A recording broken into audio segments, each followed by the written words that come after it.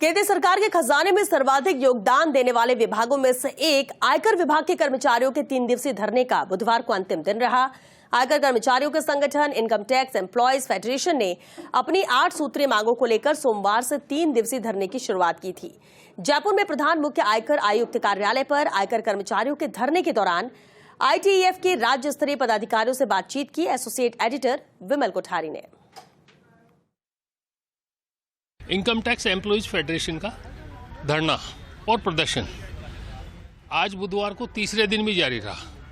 8 सूत्रीय मांगों को लेकर ITEF की ओर से किया गया धरना प्रदर्शन अब और आगे क्या बढ़ता है उसके बारे में जान करते हैं ITEF की राज्य इकाई के अध्यक्ष राजेंद्र मीणा से।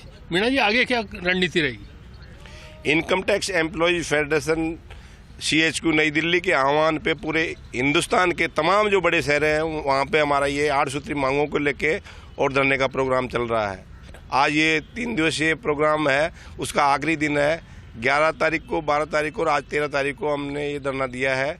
CBDT चेयरमैन और DGHRD जो नकारात्मक रुख अपना रखा है हमारी मांगों को लेके, तो उनको हमारी मांगे मनवाने के लिए जो प्रोटेक्शन क्लॉज है, नए भर्ती नियम जो आ रहे हैं उसमें ये मतलब 10 साल का वो नियम लागू कर रहे हैं।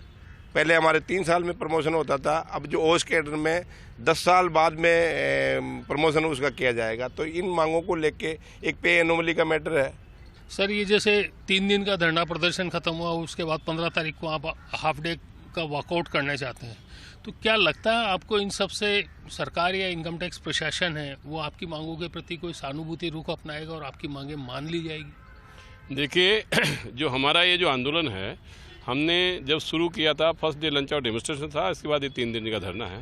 पूरे इंडिया में 100% सफल रहा है। एक बात। दूसरी बात, हमारी जो मांगे हैं वो पूरी तरह जायज़ है, एक भी मांग नाजायज़ नहीं है।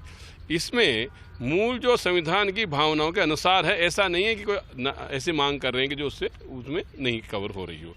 सरकार ने इस बारे में पूरी रिपोर्टें ली है और उनको पता है कि ये सही मांग है, इसलिए उनको निश्चित रूप से इस पर बात करनी चाहिए और इसका समाधान निकालना चाहिए। अगर आप किसी भी ऊंचे लेवल पर ये बात होनी चाहिए, किसी भी आदमी, किसी ऑफिसर से बात करते हो कि ये मांग कैसी है, तो बिल्कुल एकदम सही मांग है, वो ऑफिसर डायरेक्ट कह देगा कि एकदम सही मांग है, इसलिए निश्चित रूप से उस पर एक्शन होगा। मेरा सवाल ये था, 15 तारीख को जो आपका हाफ डे का अवकाश है, उसके बाद में आगे की क्या रणनीति रहेगी उसके बारे में थोड़ा।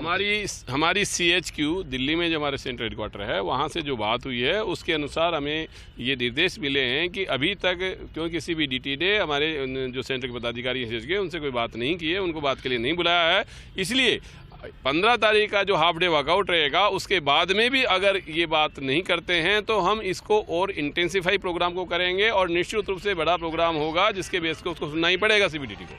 आयकर कर्मचारी जो अपनी 8 सूत्रीय मांगों को लेकर के पिछले 3 दिन से धरने पर बैठे हुए हैं, 15 तारीख को फिर आधे दिन का अवकाश लेने जा रहे हैं और यदि फिर भी इनकी मांगों के ऊपर कोई इनकी इच्छा के अनुरूप अगर कोई निर्णय नहीं होता है तो निश्चित रूप से ये आंदोलन आगे बढ़ेगा। और यदि ये आंदोलन आगे बढ़ता है तो इसमें कोई शक नहीं है कि आयकर विभाग के कामकाज पर भी इसका विपरीत प्रभाव पड़ेगा।